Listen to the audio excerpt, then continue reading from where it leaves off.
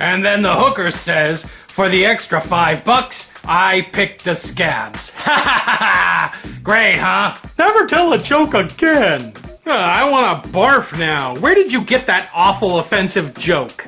My dad told me that joke, and his father told him. It's a Monster Family heirloom. One day I will pass that joke down to Fundy Jr. I don't get it. Well, see, this guy goes to this prostitute. Don't tell it again. Ever. Why not? It's gross and horrible and horribly gross. But I was gonna open Sunday service with it. I always start off with a little humor before getting to the fire and brimstone. So I shouldn't use it? Do not tell the joke to anybody. Hey, fun boys, it's me, Bogarth. Bogarth, what are you doing here? I thought you were in that rehab facility in Cabo San Lucas. I was, but the fucking paparazzi found me, so I had to seek alternative treatment in some backwater burg. So you came back here. Yup, good old obscure unknown Opinion-Ville, where everybody's a nobody. I figured I'd hang out here and get the help I need before my Emmy-winning show starts production. I read that you weren't even at a treatment facility in Cabo, but a nudist colony, and that you were forced to come back here after an incident with a dolphin and a bag of baby laxatives. And I read that the producers wouldn't greenlight your show until they had proof that you were clean and sober. Just because I was caught snorting horse tranquilizers off the firm bosom of Khloe Kardashian, I'm an insurance risk? Bullshit! I can understand the horse tranquilizer, but Khloe Kardashian? And I read that you were hauled back here for violating your parole. It's discrimination! The man always has it in for the rich, handsome, and talented. What do you want, Bogarth? We have a show of our own to run.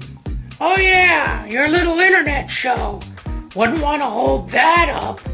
I'm on step 8 of my program, and my sponsor is making me do reparations to people that I wronged when I was, coked up and awesome. You're in another 12-step program? Court-mandated 12-step program. Which one? Tranquilizers Anonymous. Oh, I didn't know there was a I'm also doing AA, again, NA, naturally, Glue Huffers Anonymous, Antidepressants Anonymous, Sex Addicts, Porn Addicts, Overeaters, Hallucinogens, and one for people who are addicted to crushing up Pez and having someone blow the dust into your anus. There should be one for people who are addicted to 12-step programs. Oh, I tried that one. It didn't take. I say this as a friend and former acting partner, Bogarth. Maybe you shouldn't be doing a 12-step program. But I gotta, or the judge is gonna jail me for when I was naked in a high school lunchroom. That time I was high on mescaline and lemon pledge. Intense high, man. What I'm saying is, maybe you should try an alternate form of therapy. 12-step programs don't work for everyone. Actually, there are a few studies out there that show that 12-step programs aren't any more effective than other forms of therapy. Hold on a minute there, short pants. The First Monstitarian Church organizes a lot of 12-step programs. They work. You just gotta surrender yourself to God and admit that you have no control over your behavior. And that's the other reason why I don't like 12-step programs. They aren't very atheist-friendly. I thought they were. I thought you didn't have to believe in God, just a higher power or something. Isn't that God? No. Then what is it? A turnip? I should surrender myself to the great turnip? The turnip will cure me of my addiction to children's NyQuil? You cut that NyQuil with a little Oxycontin and you have a wild Saturday night. It's called riding the baby dragon. Actually, they say to turn your life and will to the care of God as you understood him. Sounds good to me. Not to me. If I don't believe in a higher power, then who or what am I surrendering my life and will to? Nothing? I once surrendered my life and will and anal virginity to Ricky Martin on a stopover in Toledo. I have fond memories of the bathrooms in the airport lounge. And besides, you make it sound like that one step is the only one that requires you to believe in God. Like, almost every other step deals with God in some way. I just thought it was all about group support. You know, meeting in a church basement, drinking bad coffee, eating stale donuts and chain smoking. At least that's what Autumnal says happens. I'm sure there's more to it than that, right, Bogarth? What happens at your meetings? I show up, wait for my parole officer to leave, and then I usually do shots of Cuervo in the back row until I pass out. Fundy, do you know what they are? Oh boy, do I! First, you gotta admit that you have a problem. Aha! No, God! Then you gotta believe that there is a higher power that can help your weak, sorry, addicted ass. Aha! Next, then it's the surrender your will thing. My favorite part. Then you gotta take a moral inventory. What do morals have to do with addiction? Everybody knows that people who are weak enough to be addicted to drugs or sex or donkey porn are all immoral. But they're not! People with substance abuse problems can be just as moral as others. Well, maybe it's just for those addicts who, sold babies so that they could afford their smack! Anyways, the next one is admitting to God, yourself, and everybody the nature of your wrongdoing. There's that God word again. That's only 3 so far. Then, on steps 6 and 7, you gotta be ready to have God remove your character defect and then beg God humbly to do it. So, still want to call this a self-help treatment? How is it self-help when you're asking God to do all the work? Shush, we're in the home stretch.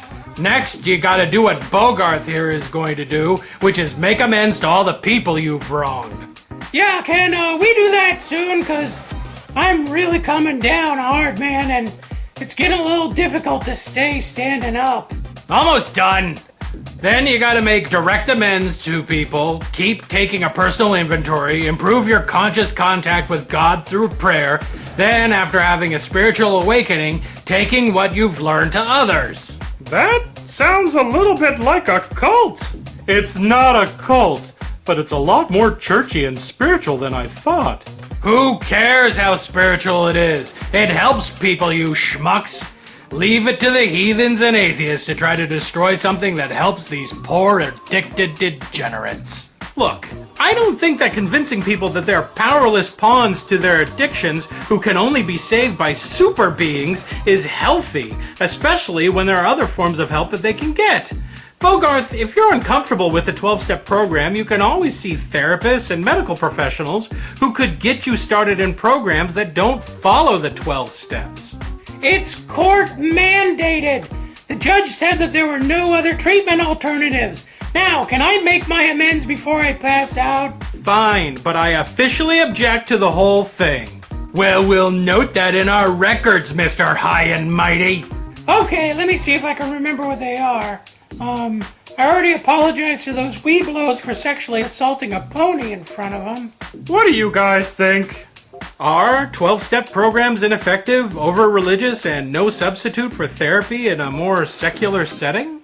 Or does that not matter because it does help some people deal with addiction problems that have taken over their lives? Or are they the perfect way to help those poor, wretched people who have fallen under the sway of Satan's pharmacy? Comment! Have you remembered yet, Bogarth? Oh yeah, hey, Carrot Top. I'm sorry I threw up on your mom that night at that restaurant. That was my girlfriend, and that was our anniversary dinner! Whatever. Gary, I'm sorry I borrowed $500 from you that I didn't need, just so that I could wallpaper the inside of my medicine cabinet with the bills. Well, at least you didn't spend it on drugs. I did spend it on drugs. So, I'm sorry I just lied to you. Hey, Mustache Man. I'm sorry that I passed out on your couch for a few hours on New Year's. It wasn't New Year's, it was my grandma's 95th birthday. And it wasn't a couch, it was my grandma. Oh, could you apologize to her for me? Thanks. Lastly, Fundy, I should have told you before, but that time we were alone in the church rectory, I think I gave you herpes. What?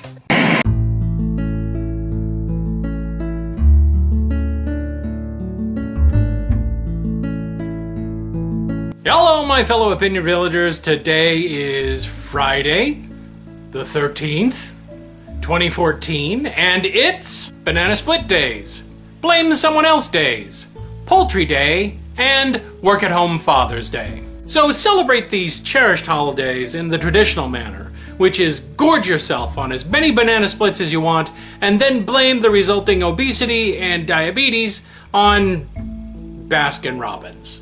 And now, on with the questions. First up, Polixter421 asks, intimate question for Meet Jason. What do you consider your best designed puppet? Well, I mean, I can't choose just one. That's like asking me which of my children are my favorite. And that's just completely, it's Oswald. I mean, that's what everyone wants, right? They want me to say it's Oswald. He's the fan favorite, so it's Oswald. Radical Bacon asks, question for Funny Monster. How is gay puppet sex different from straight puppet sex? The difference is the same as between you meatsicles. Gay sex is funner, and you don't gotta worry about giving your partner the worst venereal disease, which is babies. My Thousand Faces asks, intimate question for Meet Jason. Do you have more images of grungy 90s Meet Jason? Oh yeah, I have lots of them. Grungy 90s Meet Jason, Pony Boy New Wave High School Meet Jason, lots of them. And you're never going to see them. Bad Medicine 88 asks, intimate question for Puppet Jason. If you could ask God a question, if he is real, what would you ask him? I don't know, really.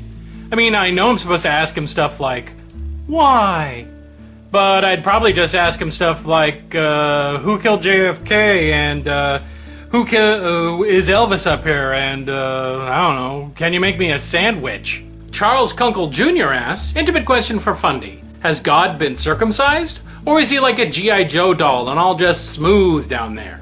Finally, a question that I have committed a lot of deep religious study to. I can say, without a shadow of a doubt, that God's penis is uncircumcised. It is also 90 feet long, tastes like Swiss chocolate, and cures all diseases. If I had known this question was going to be asked, I would have brought my artist rendition of it. I guess I'll have to describe it in detail. Everybody take notes. Let's start with the base of the shaft. God is shaved. Naturally. He's shaved every 3 hours by a fleet of angels. Okay, now, on to the base. Well, that's enough of that. Okay, well, you've reached another end of intimate questions. Remember, if you have an intimate question that you want to ask, just address it to Intimate Questions down below in the comment section. The first 5 intimate questions are the ones that get answered, unless it's an alternate week where the last 5 questions will get answered. So until next time, my vivacious Voltrons, this has been Jason with a D. Yeah, that's really infected. I'm not even sure how you're standing. Go put your pants back on. Hey everybody, it's me, just here to remind you that this Saturday at 3 o'clock Pacific, 6 o'clock East Coast time, and 11 o'clock GMT, I will be participating once again in a very public spanking of. What's the show about? I don't know. Who's the guest star? I don't know. But what I do know is that it is extremely funny. And if you're interested in watching me completely ruin my reputation with 2 other drunken friends, then please tune in, won't you? And watch us riff on some horrible video about something. So please tune in. Once again, it's going to be myself and my co-hosts, Monkeytail 2002 and Finite Atticus, with special guests. How special? So special that the knowledge of them has been driven out of my brain, apparently. So I hope to see you guys then. Thanks! Reverend Pone? Could someone pick him up off the floor?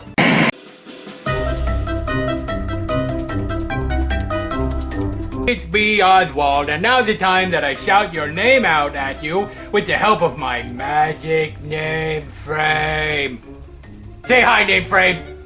Hi, you fabulous people. Wow, name frame, you're in a good mood. I'm on mood elevators. I don't know what those are, so let's do the shout outs. Polixter 421. I don't follow politics. Mostly because I'm not allowed to vote. On account, I always vote for Garfield the cat for president, even during local elections. Mr. X00666. Some numbers have invaded your last name, Mr. X. You should get them surgically removed. Poodle Susan. I hope you like poodles, Poodle Susan, because if you like Pomeranians more, then people are going to get confused about you.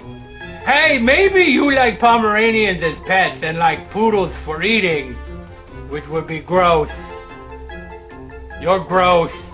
Dr. Smiles. My doctor smiles all the time, too. Probably because he's kind of like a head thinky talk out loud doctor, so he makes lots of money on me. Darth Dude 101.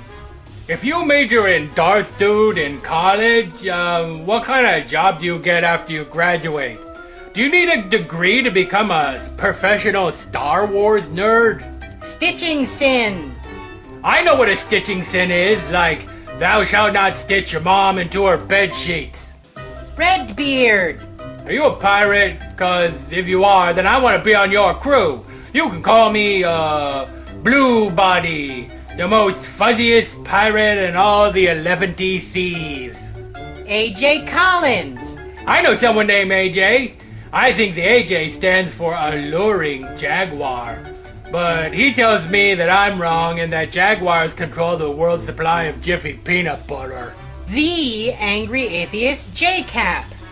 Don't be angry. My mom says that when you feel angry, you should shove those feelings way down deep into your gut parts until you die of a heart attack at 36.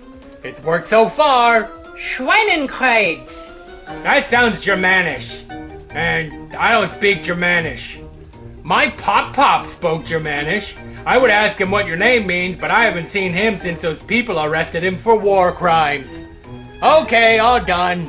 Remember, if you subbed and you would like to have a retarded monster and a withering magic picture frame shout your name out, then leave a request down in the comments section. Hey, name frame, can I have some mood make happy thingies?